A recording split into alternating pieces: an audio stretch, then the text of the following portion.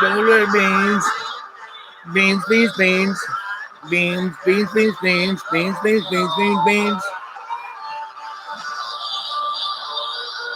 And good morning, good evening, good afternoon, and welcome to Dreamy Dreamland with your Sensei Al Bob.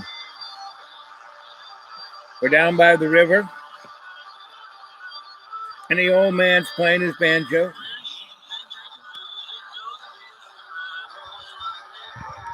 And everything is as it should be. It's a little bright behind me, a little dark in front of me. And this is how I see things.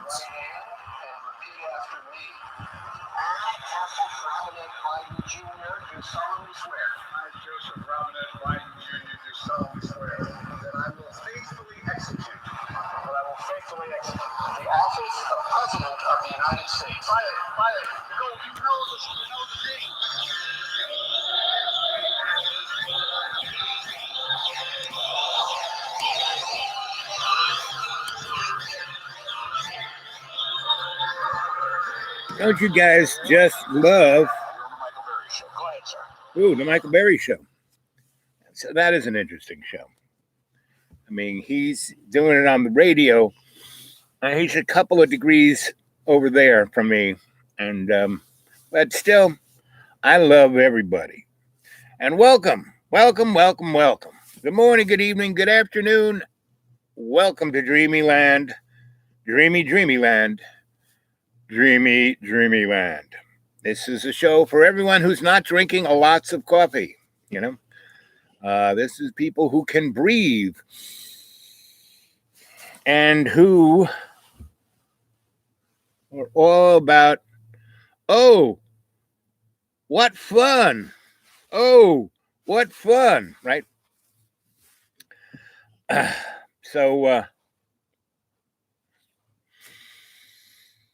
Don't believe a word I say. Just don't believe it. Find out for yourself. Good morning, good evening, good afternoon, and welcome to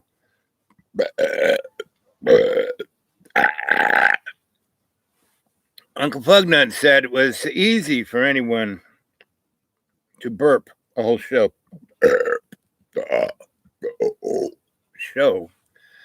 But it was a real challenge to fart it.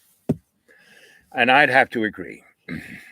So here it is behind me, the bright white light, the opaqueness of the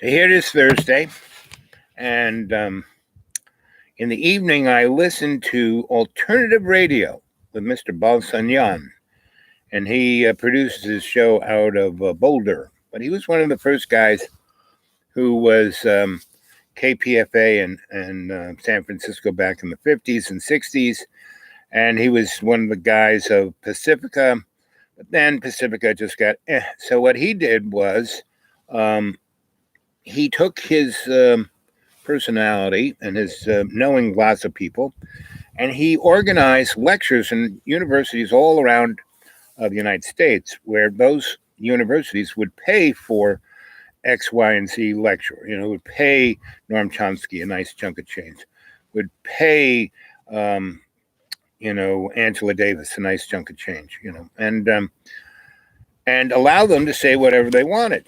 There was no motif of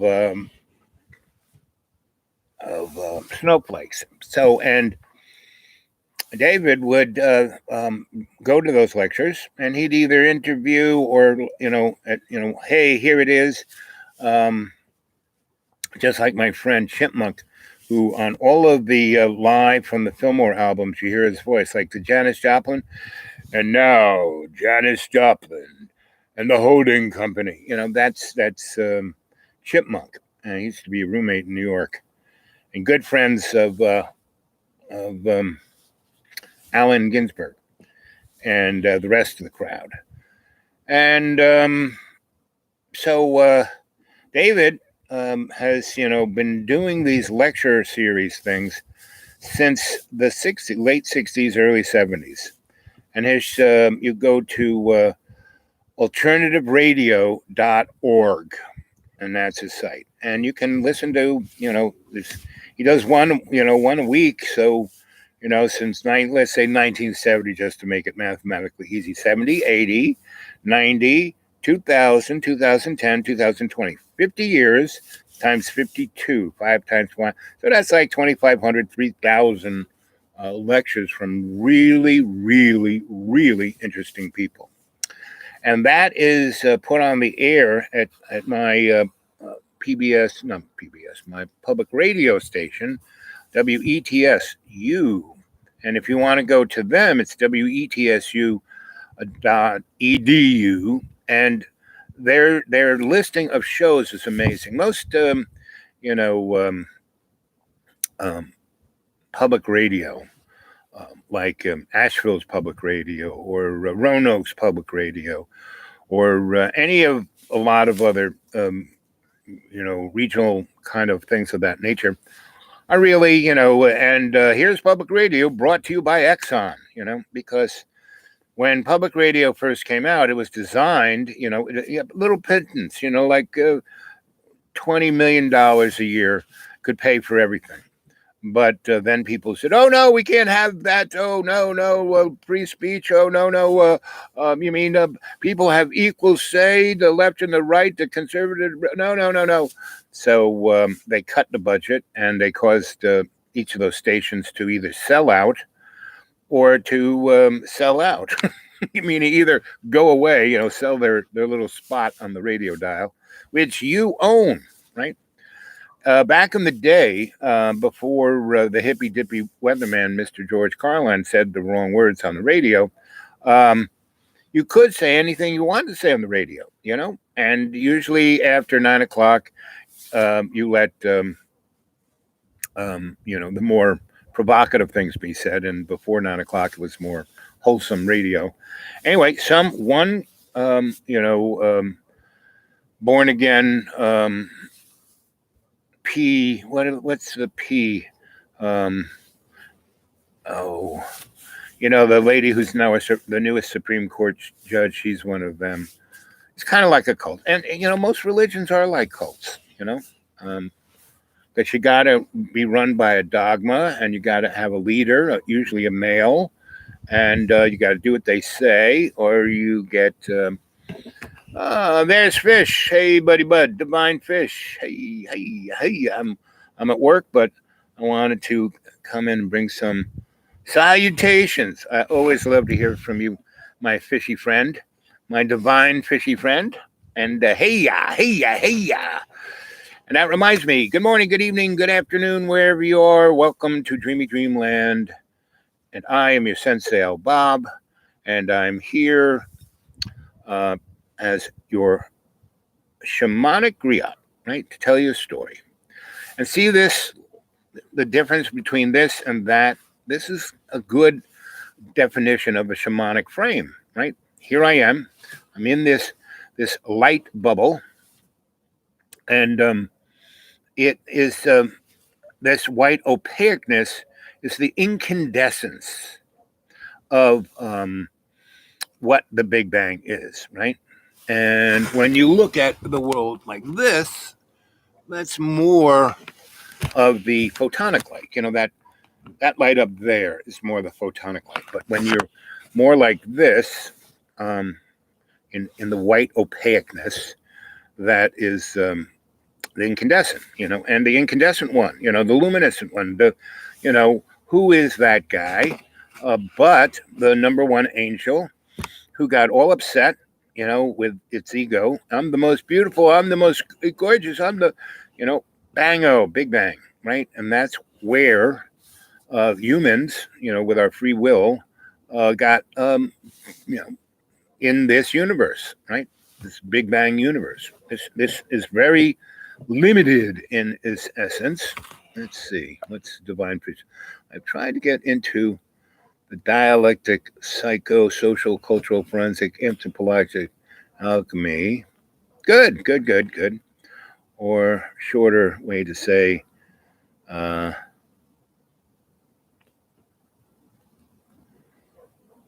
contemplative. Yep.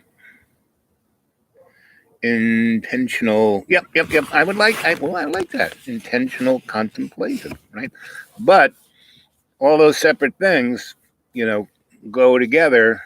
MIC. Why? Because we like you. MOUSEKY. You know, why? Because we like you. So I think that's a very good shorthandedness. Or you can just take the, you know, shamanic psychosocial, SPSCFAA.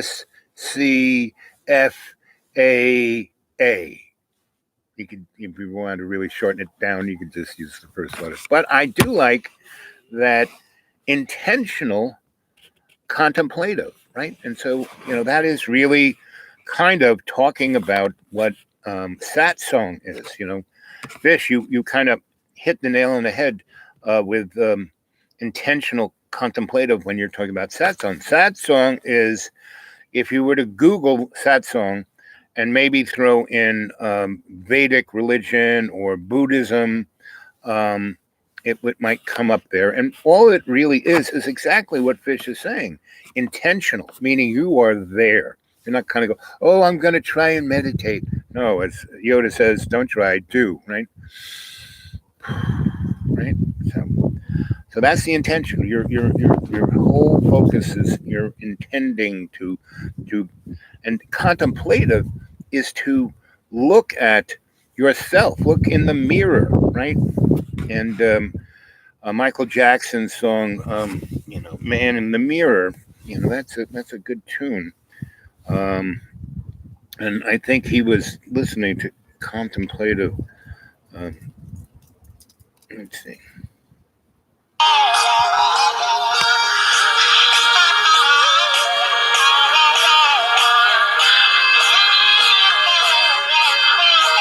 To breathe deep. Put this edge on your.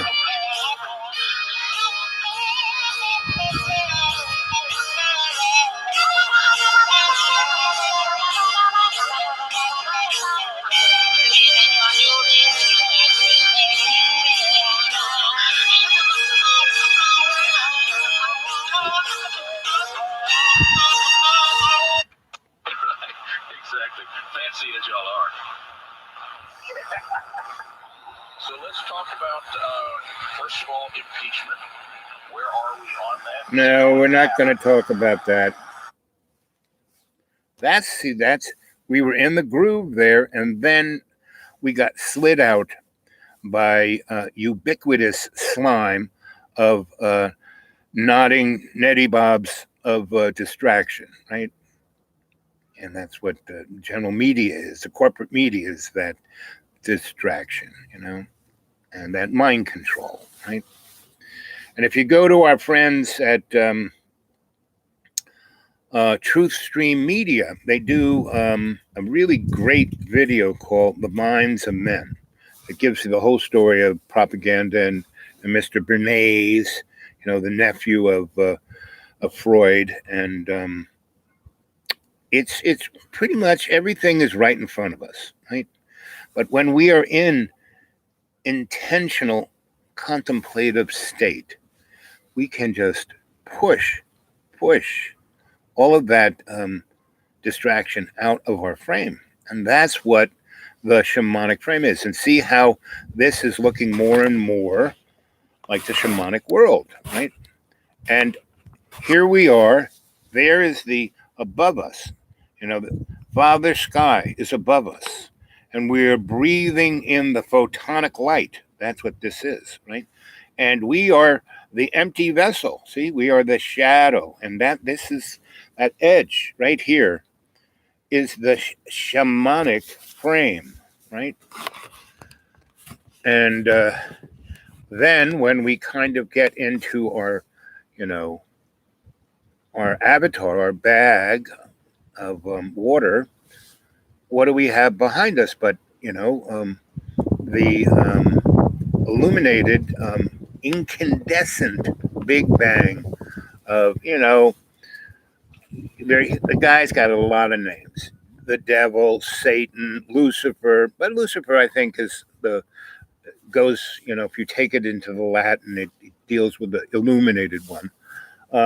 So and that's the edge, so then, we can start to say, oh, look, yeah, he's wearing a pink coat and he has his, oh, what fun t-shirt on. And, but when we go into state,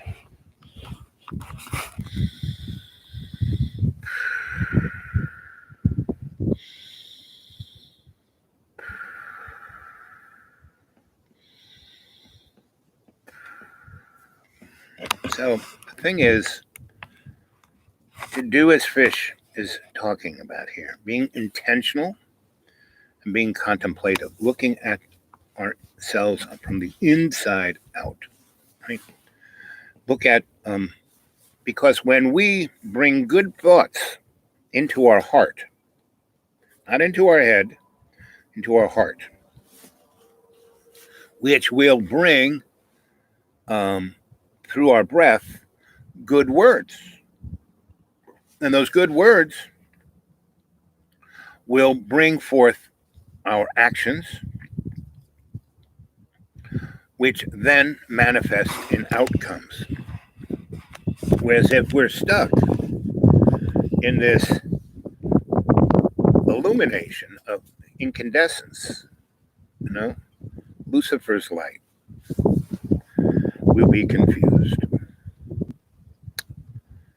And so I invite you to come to Griot Publishing and read my, that's Griot Publishing at .blogspot.com. And if that doesn't get you there, xratted.blogspot.com will kind of. But all these platforms have been changing. I mean, I've now been on the YouTube and the .blogspot.com for a good year and a half to 2 years, and their protocols have all kind of wobbled around. And because I've been on earlier before they started to wobble, I'm still there. They just make it a little more difficult. But if you persevere, you can go read my stuff. And like my YouTube channel here, Dreamy Dreamland with Sensei L. Bob, it's a shamanic story, right? And the shamanic story enables us to be in the presence of Father Sky, Mother Earth, where we have our feet on the ground, where we have chi, right?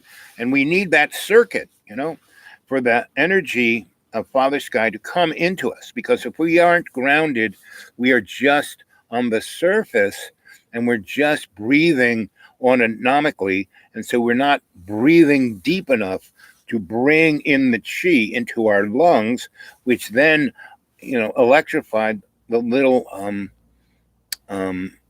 cilia in our lungs, which then pass that photonic energy into our blood, because our blood goes through our lungs, our heart pumps that, and it gives off the waste product.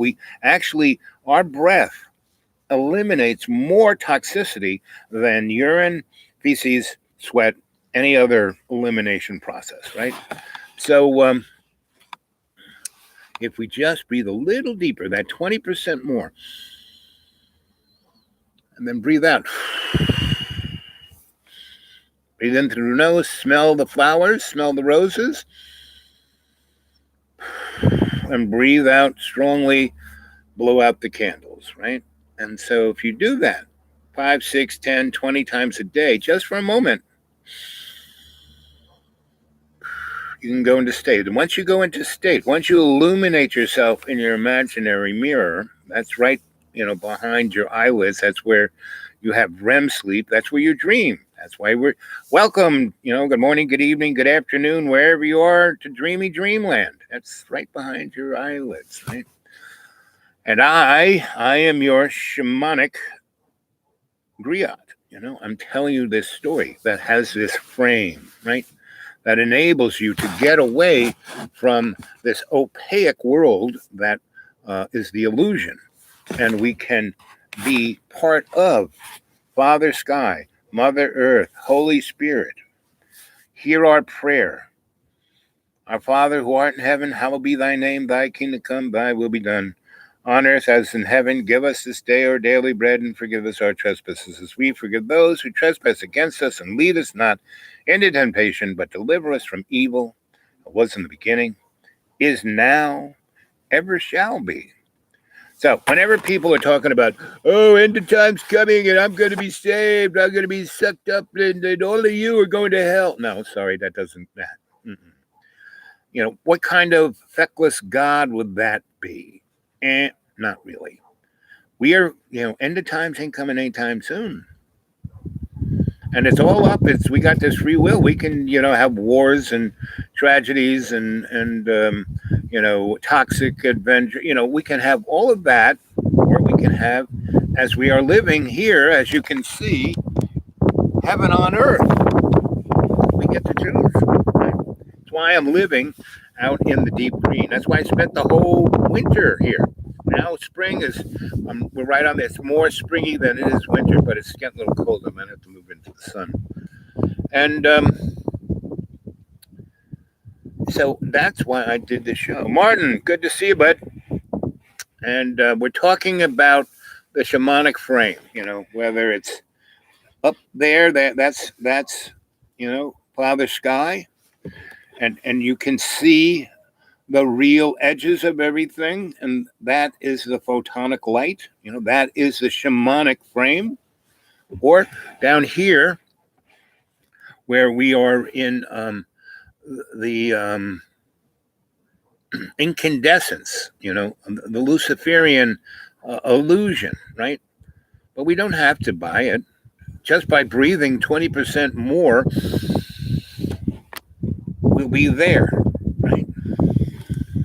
And I say to a prayer, Father Sky, Mother Earth, Holy Spirit, that's in our heart. That's that twin flame that's in there, right? That's where we are one with love's co-creation, because love cannot create without us helping out, right? It's co-creation, right? And so Father Sky, Mother Earth, that's where Gaia, that's where we have our chi, that's where the circuit is complete, right? And we breathe in that photonic light, right? And it energizes us and heals us. And that's why, when we live in this opaque guppiness of our ego, that's where we get sick. That's where dis-ease comes, meaning the lack of ease. Whereas if we are breathing in the photonic light of Father Sky and bringing that current and grounding it into our chi, we have what is known as homeostasis, balance. And that's why I'm alive right now. I mean, I spent, next time I come on, I'm going to bring some pictures of when I was my biggest gorgoness and when I was working for the BBI. And I was investigating strangeness for them, and kept, bumping into, there has to be a better word than cult, but that's the only word that defines that. But not every cult. I mean, most churches are cults. Most religions are cults. And those, good church can't beat a good church. I love church, and Pentecostal. Back in the day, back in the early, I guess it was still in the 70s, I guess 75. I got a gig. I was working for this guy, Lester Polikoff. And he was he was at his height, but he was in his 70s, old guy. But he worked for Joe Melziner, the man who invented modern theater technology. I mean, Joe Melziner went from gas lights and candles to electricity.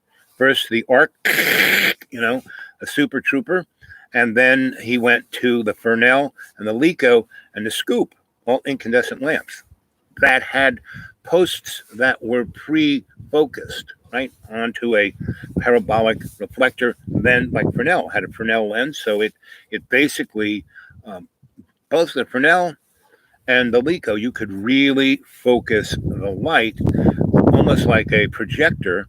Um, do you believe in the little people? Yeah, of course, they're all around me. I mean, this place is full of them, and they're always doing stuff. But they like me, so it's always fun. They're not really. They know I'm here to do this. They know I'm here to read and write my novels.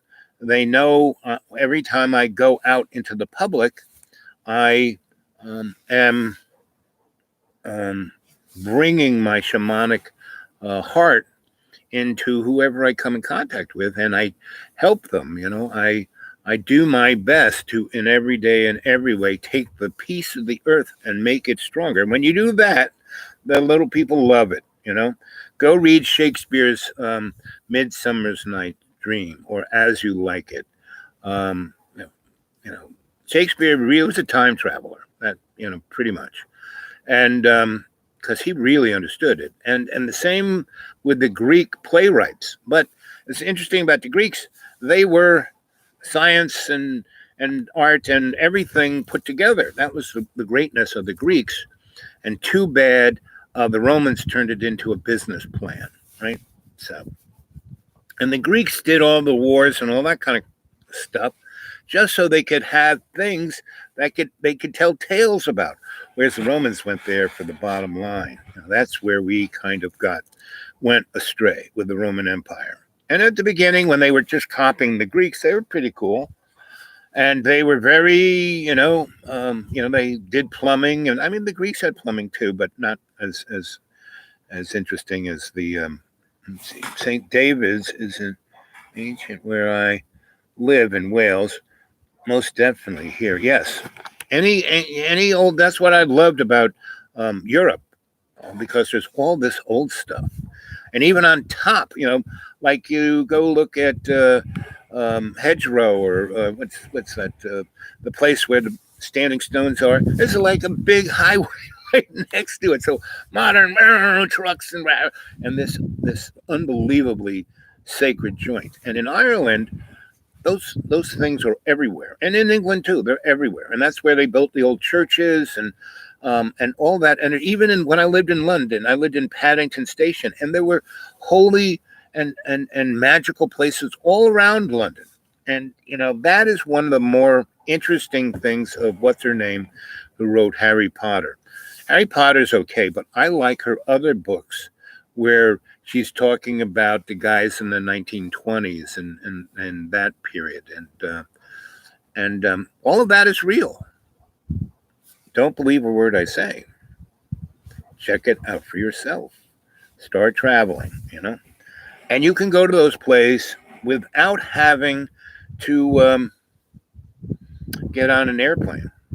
If you really practice meditate, satsang, really deep, really focused. Go back at my later shows and see if there's any of those guided meditations. And I will, this weekend, I'm leaving the deep green. I'm going to have my eyes operated on and my legs operated on, and they're going to lift up the, the hood and check out everything underneath. All of my why all these doctors take care of me is that they can't believe, my endocrinologist for the last 4 years has been cracking the same joke. You're the healthiest dead guy I know, because once you go through, where they want to do open heart surgery, once you go through where your diabetes and, everything is so bad, they want to chop your legs off. Once they, your joints are burned out, they want to replace them. Well, I didn't do that. What did I do? I lost 260 pounds. So I'm a third of the guy I am. So everything kind of works better, right?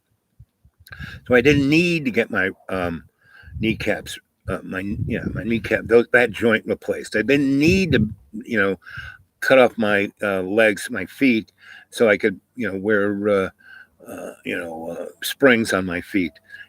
Be, Inspector Gadget. I didn't need to be turned into that.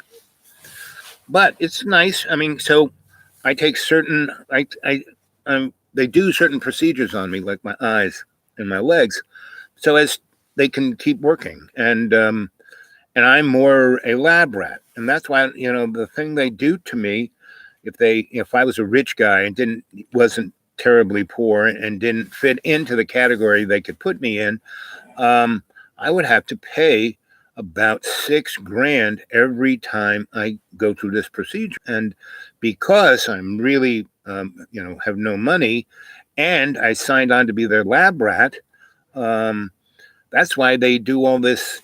They do these 3 procedures on me, but when you pay for those procedures, you're not a lab rat. So before they do all this testing on me. They do blood panels and put me in MMRs and all that kind of stuff, which is pretty expensive.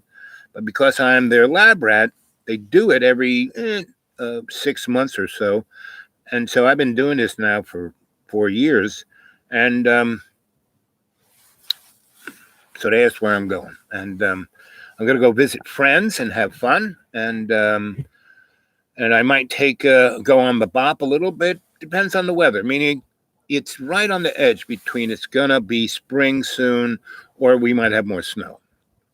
If we have more snow, I'm gonna head down south. I have some friends in New Orleans and other places in the south. So I'm in Florida, and so I would go down there, go visit my friends down in the Keys and in South Florida, in Hollywood. I got friends everywhere, and they're always going, "Please come and stay with us," And yet, once I get there and I cook for them, oh, this food is amazing, but I'm not the greatest cleaner upper. I mean, and I always wear the same clothes for the. I've wore this shirt for the last 5 months since I bought it. I bought this at the Big W, along with a whole bunch of other women's clothes, because they were closing it out, and they were 10 cents a shirt and pants. How could you beat that? I just, took everything that was super duper size, and they fit me great, right? And I don't care that the coats zip on the other side. I got a bunch of hoodies. And I don't know why they put women's pockets like up here, like for your hands to be put in. Women have that smaller arms than guys. I don't know. So I've been wearing these clothes because they're made out of these great, really soft. Men's clothes aren't this soft, and they don't have things like that on them either. And so as I go traveling, I'm going to take all the clothes I've been washed in the last 5 months, because I can't do laundry on my washboard in the winter. It's just too cold to do that.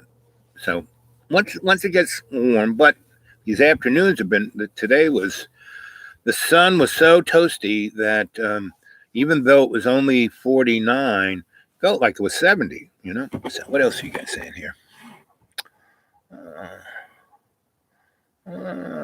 St. David's ancient, where I live in Wales. Yeah, I love Wales. Wales and Scotland, and Ireland, my faves. But even all around, Woking, before they turned it into a gigantic housing it's the biggest suburbs, I think, in Europe, Woking, right? When I was there, when I got married to Donna Ann, it was a real little village. It was quite nice. And her cousins all lived there. They were all Irish, and they had come to England to make their fortune. At least the husband and wife did. And then they had like 10 kids.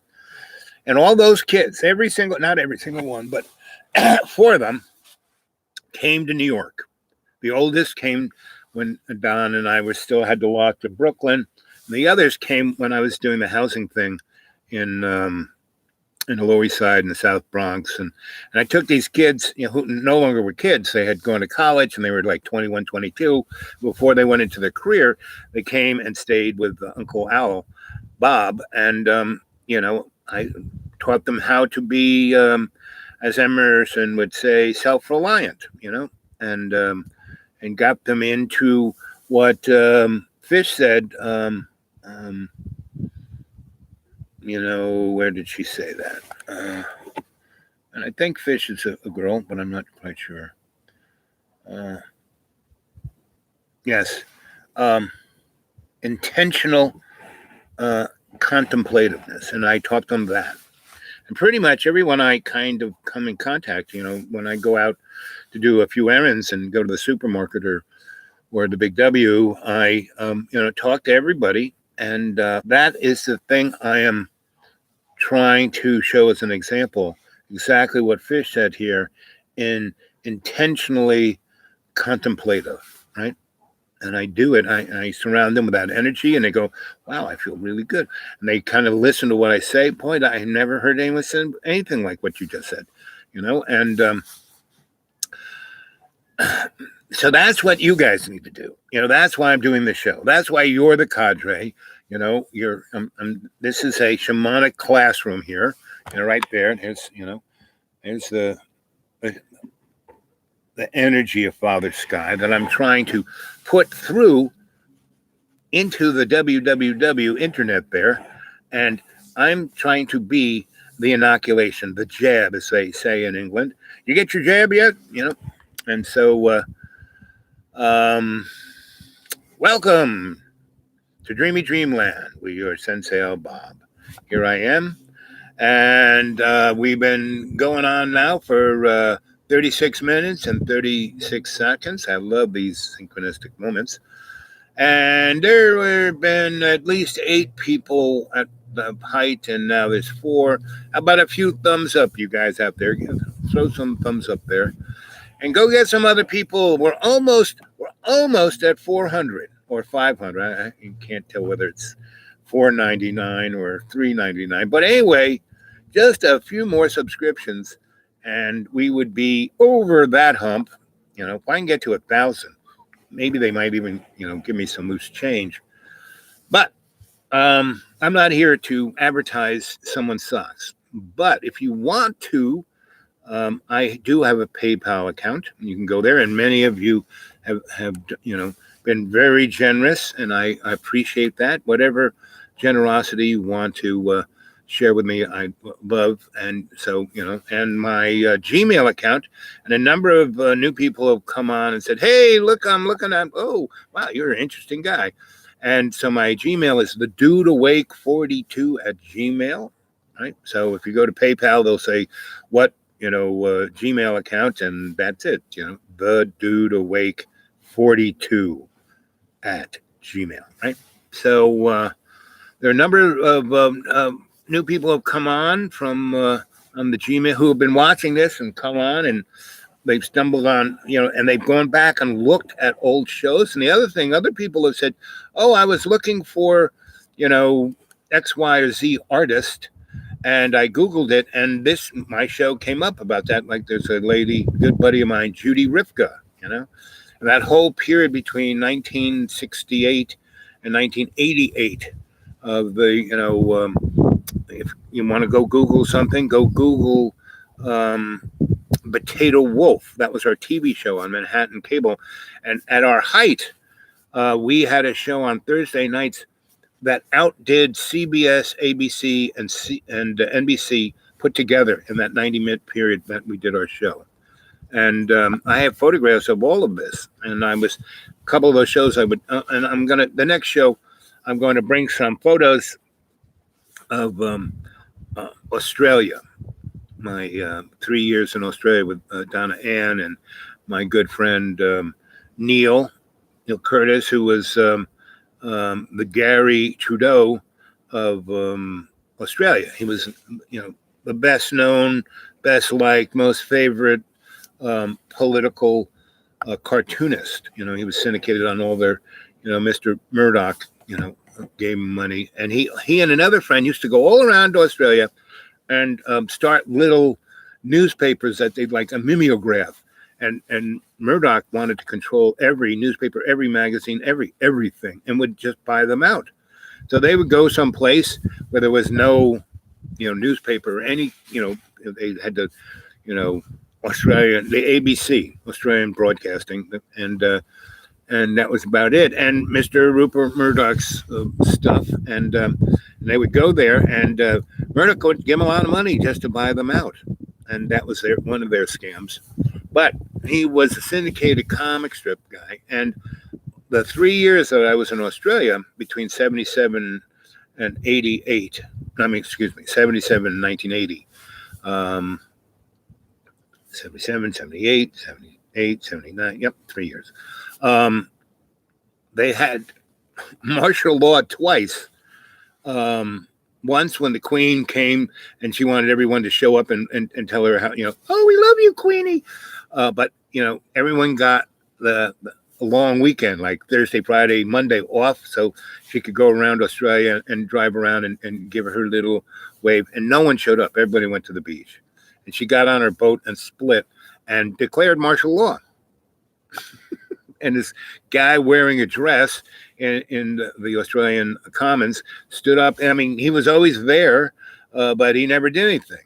Just kind of like the Sergeant of Arms in our Constitution, in our Congress. Anyway, he stood up, and with the power invested in the Queen and me, I disband our government and we have martial law. And they did it twice. The other time was when the Labour Party, and they have a bicameral kind of election. They have the two parties, the Liberals, and this is when I realized Liberals were just people who were anxious, not even guilty, anxious about being the racist mofos they are, and so they call themselves liberal. And the others were the labor, and they were the unions, the labor unions, and they always lost for 100 and something years. The Labor Party lost, and the people were getting really upset with the United States and Japan buying up all of Australia, and so the Labor Party said, if you vote us in, we will kick everybody out. And people were really upset when they found out that out there in Alice Springs, Pine Gap, and the Walla Missile Range, we were doing some of the craziest experiments, and we in the 50s put a hydrogen bomb on the end of a Nike Hercules anti-aircraft or anti-missile and shot it up into the troposphere and detonated a hydrogen bomb up there. And that is what started to cause the ozone to, and that's why everyone pretty much is barbecued in Australia. Meaning when I lived there, I used to lather up big time. I used to wear I had a big brimmed hat that I covered in aluminum, and made it like a light dish going away from me. And I would carry an umbrella that I sprayed aluminum on both sides, right, and turned it into a Faraday umbrella. And people would look at me and go, what is, I didn't want to catch cancer, And so they kind of, when I was there, realized, because their cancer rate is, go take a look at their cancer rate, it's like, and everyone wears big floppy hats and lathers up, but nobody was doing, everyone's running around in like bikinis and getting a good suntan. And pretty much everyone I knew in Australia who didn't get out of there died of cancer. I mean, everyone. So, and everyone dies of skin cancer, So the general public were pretty all of this. And the Labour Party said, okay, we're not, if you vote us in, we're going to get rid of all of that. And so they did. And that's when the Queen, again, she came again to say, don't vote for the Labour Party, vote for the Liberal Party. And that's when they voted for it. And she, again, declared martial law and said the election was verboten. And so go check it out. Go check it out. Any of you guys in Australia remember those times? Alcard Live. Message restricted. Okay. Astral projection. Yep, you can go anywhere with astral projection. Yep. Okay, who is this Acral? Alucarid Live. So I think if they can't really want to talk to us, we will just do that. Boom.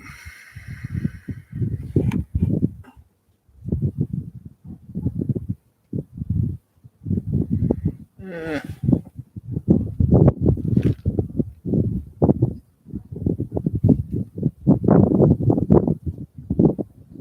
okay. Anyway, so starting to get nippy. Let's see.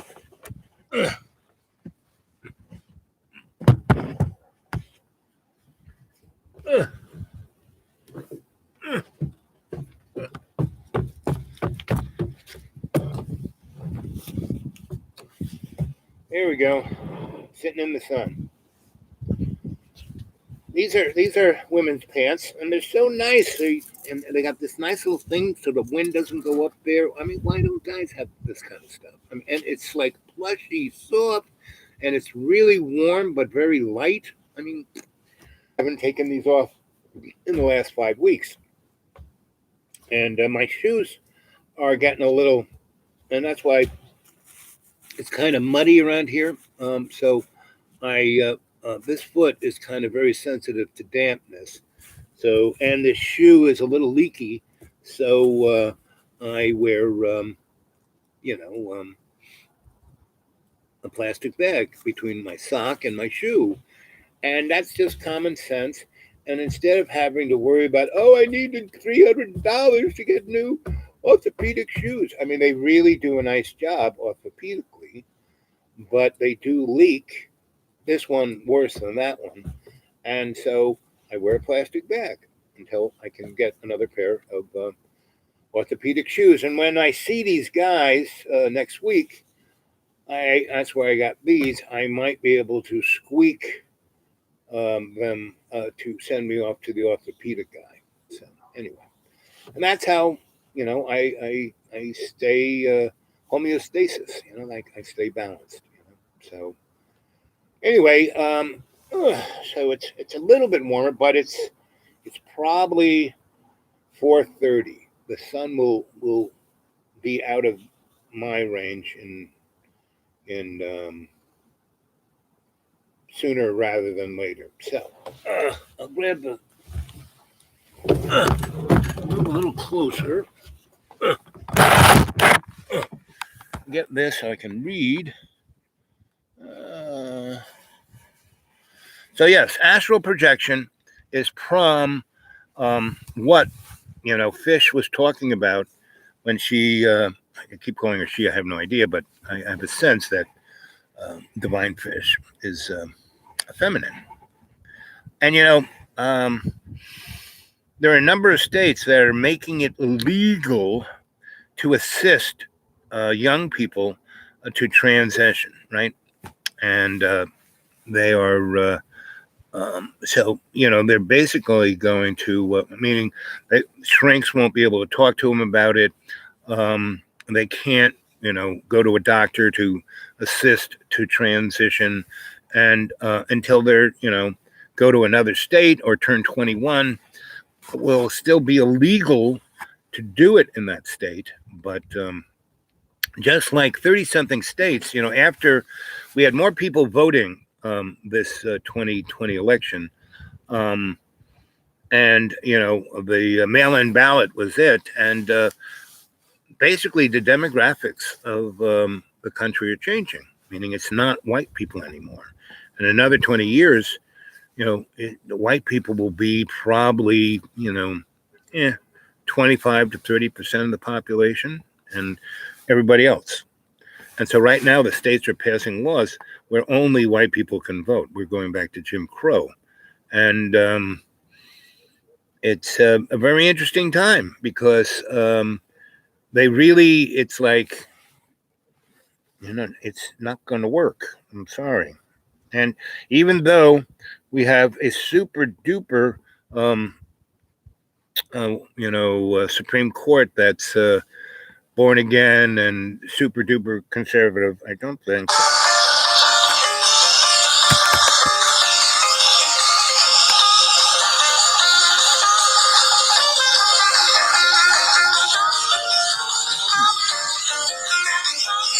Come on, get up and dance, everybody. Come on. Got a piano, start playing.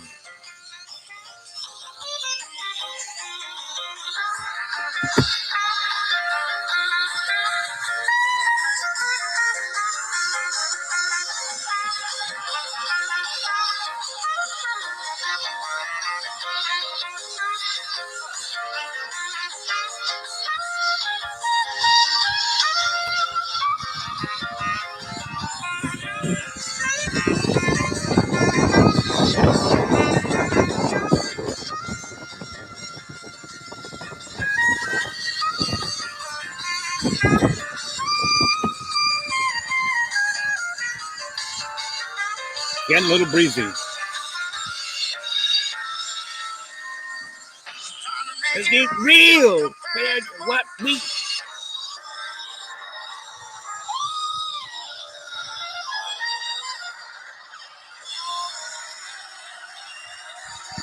That was a good tune.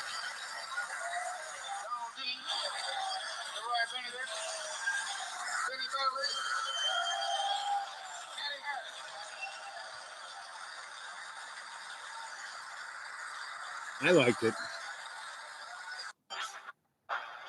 is over. We can all breathe a huge sigh of relief for that. Yes. Is now better. There's a class distortion. Unwed mothers need abortion. Kind of brings to my old young teacher. He did it now. Make it real compared to what we got.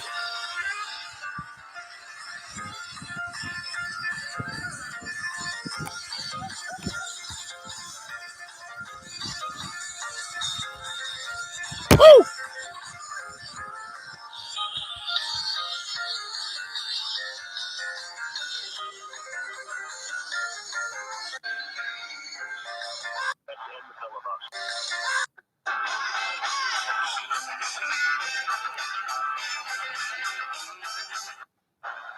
Is over. We can all breathe a huge sigh of relief. Woo!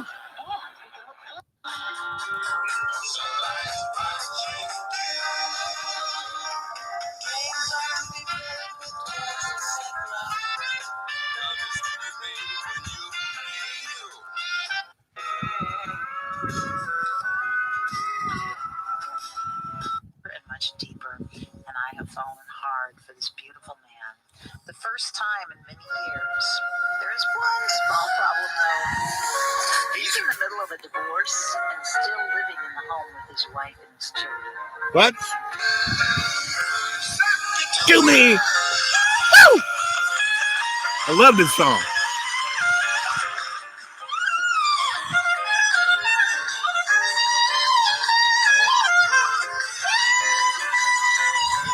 Ring it up. Ring it up. Yeah. This is art in the first person.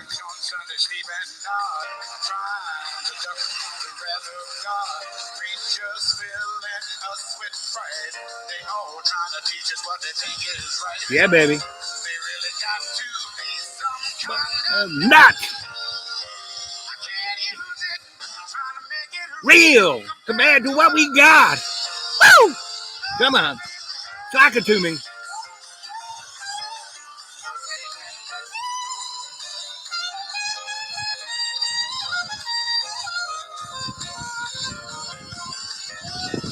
Woo!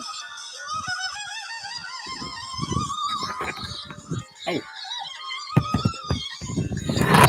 Whoa. Wind is blowing.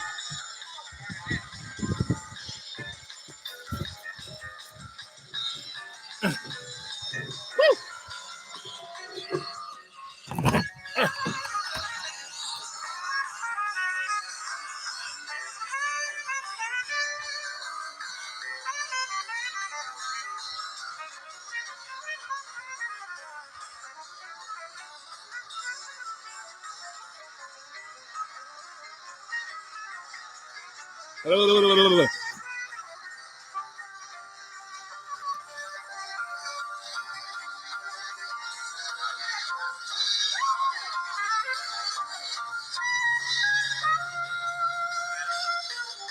that piano? Where's that Honey, where's my God and where's my money? real bad news? A crass distortion. Crass distortion. Mothers Need abortions.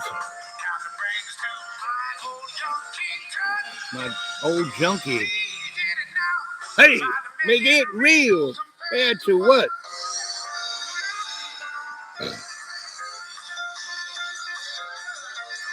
Okay. Just need a little break there. So those two little things, teenage mothers need an abortion. No, they don't, And abortion isn't the way to go. All these churches who are like, oh, look at, I used to live in Roanoke, and there used to be a Planned Parenthood, and 98% of what they did was women's health, right? And these crass religious, I don't even know what to call them, would be there with these gigantic posters of aborted fetuses, slabbed on the deck there in jars, and when little girls would come in, these guys would jump right on them and stick these, oh, you devil worshiping heathen, going to, and when I had time and I drive by and I would see this, I would get out, pull out my little video camera, put it on my shoulder, and come over and stick it in their face. So when sometimes I had it on, sometimes I didn't. And they would like freak out. You can't do that. I said, why not? You're doing this to this little girl, and I'm doing this to you just to make you feel what it's like. And I'm not even being half as crass as you are. And the mother would like, thank you, sir. You're so kind, meaning to me. And then I would explain to them what Planned Parenthood was. That wasn't really an abortion place. And, but they're talking about sex. I said, well, it's a good thing they do talk about sex, because that's how, if you tell that little girl what sex is and how to not get pregnant, you don't have to do it. But there were a number of churches I was part of in New England, and this one really great Black Baptist Pentecostal church that was probably one of the best churches, and it was in this old Masonic lodge, right on the border between the black neighborhood and the guys Portuguese, and that mix of those two were amazing. These and I lived in a little hovel next to the Masonic lodge there, and I heard this Hammond B210 organ, and I used to fix those at the Fillmore East. They had one, they had two, and they had the Leslie revolving speakers. And I went in there, and these girls had 5 of these things, and they only barely got one working because they had nobody who could fix them. And each of these ladies, who were like over 50, were amazing at the organ. So I fixed them all for them. And they were like, I became their grandson, and the good one, And so they were always fixing me up with women, and keeping my refrigerator full of food, or taking me to their house and feeding me. And I was part of their family, and I was just like Steve Martin in The Jerk, I was, the one white guy, and I wasn't like the liberal one white guy. No, I was part of their family. And what they did, so women were very chaste and very respected, but everyone's screwing around. And so, especially young folk who are, got hormones. And what they did was they would take the young girl and the young boy and say, you don't have to get married, but you have to be responsible for this child. And we will assist you, right? And we'll help the young girl. And if she wants to keep the child, we'll help that all the way through your life, right? And we'll be your auntie and your grandma. And if you don't have a mom, your mom. And that's what a church should do. Not antagonize and terrify young people, right? And the other thing that our friend was talking about there was drugs, you know. And again, I lived in Switzerland, and you know, it's a rich country, and everyone's affluent, kind of, and everyone's got health care, good education, a place to live. No one starves. Everything, not like us, you know, richest country in the world. Something on the order of 42 million people have zip, you know, healthcare. Me, I fit in that category, but I'm a smart guy, and I went and found all the ways I could get myself taken care of. It takes a little effort, you know, you can do that. But the average person doesn't have that in them to go do that, right? That 42 million people, no. So the folks around here who are the holler folk, they are dying off. You know, 30 years ago, there were just in the three counties, there were 60,000 people. Now there are 9,000 people. And most of the people have died of either there's a supermarket that has a pharmacy in it. They sell more OxyContin than any other. You know, there's 9,000 people in three counties. That pharmacy still to this day kicks out about 1 million to 6 million prescriptions of OxyContin a month. You know, at the height of their thing, and it still is at the height. I don't know. I haven't checked the statistics lately, but at the last time I saw it at its height, they were kicking out 100 million prescriptions for OxyContin and other, opiates a year, and that's it's called drug mills, right? And the other thing around here is meth, because you can make it out of home cleaning agents, and that's where all these people died from. Now, in Switzerland, they had, everybody's getting along, and then heroin kind of gets in, and then all the other kind of, crack and things like that. And they were starting to have a problem with crime and et cetera. So what did they do? They first went the American way, put real harsh laws and put people in jail. It just got worse, right? And the same thing happened in Portugal. And so these two countries came together and said, what should we do? Do the American way that's not working? And no, what they did was they basically didn't decriminalize, they legalized everything. But if you wanted to do drugs, go down to the health department, sign up as a drug addict, right? And if you wanted to do drugs, you had to go into this hospital where you could shoot up or smoke or do whatever you wanted to do, but under the auspices and the observation of professionals. And if you wanted to get off, they helped you get off of the drugs if you wanted to stop being a drug addict. And that was about 20 years ago. And within the first 6 months, they were having ODs like thousands every year. And they decided, okay, we're going to do this. And both countries did it, legalized, you went to a hospital, et cetera, et cetera. And Switzerland helped Portugal do it. And they built a database. And, after the first year, they didn't have a single OD.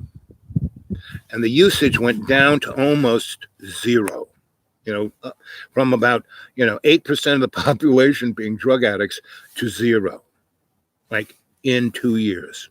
And now it's been almost 20 years since then. They have no problems. Now they have this, they go to every country that's having a problem with drugs. So why don't you do this? We have scientific proof. And, in America, they don't even want to talk to these people. They won't even let them in the country to give lectures. Yeah? Because, the powers that shouldn't be, the high table and the hidden hand, all need our population super distracted, need to be surrounded by that incandescent light. And that's when you get high, that's what you're feeling, is that incandescent light. Oh, wow. Anyway, so it's now 1 hour and 5 minutes and 5 seconds. I love it when this happens, synchronistic moments. So the sun's going to be down in about 2 minutes. It's right, and I don't want to freeze. So I'm going to say, welcome to Dreamy Dreamland with Sensei Al Bob. Good morning, good evening, good afternoon, wherever you are. Have a great day, right? And remember to love your life in every way and every day and take the piece of the earth and make it stronger. And, I'm trying to do a show every day when I can walk up. I mean, it was such a beautiful day. I said, screw it. I'm going to walk up the hill and do another show, right? So it was a little later in the afternoon than I wanted, but here I am. I did a nice hour and 5 minutes and 55 seconds. Wow. So maybe tomorrow's what? Friday, maybe, who knows? But I hope you enjoyed this show. I hope you tell other people. Hope you hit some more thumbs up. Hope you go to my Griot Publishing at .blogspot.com. It's also known as XRATTED.blogspot.com, but seemingly the internet gods don't like that, because XRATTED.blogspot.com, it's not anything, it's X-rated when you read it phonetically. It's X-rated. It's the rats, it's getting rid of the rats, right? So go read my, short stories, novels, essays, go read those stuff. I'd love feedback on it. And if you want to drop anything into my PayPal, I would truly, truly appreciate that. You want to get a hold of me at my Gmail. That's the dude awake 42 at Gmail, the dude awake 42 at Gmail. And I'm going to say, I love you guys. Martin, thanks for coming in. And Fish, same with you. It's been a real pleasure. Let's see. Anybody saying no? They're saying what?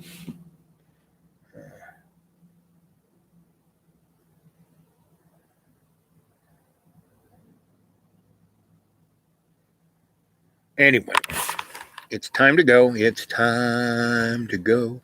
Do do do do do do. I love you guys. Stay well. Be good. Talk to you soon.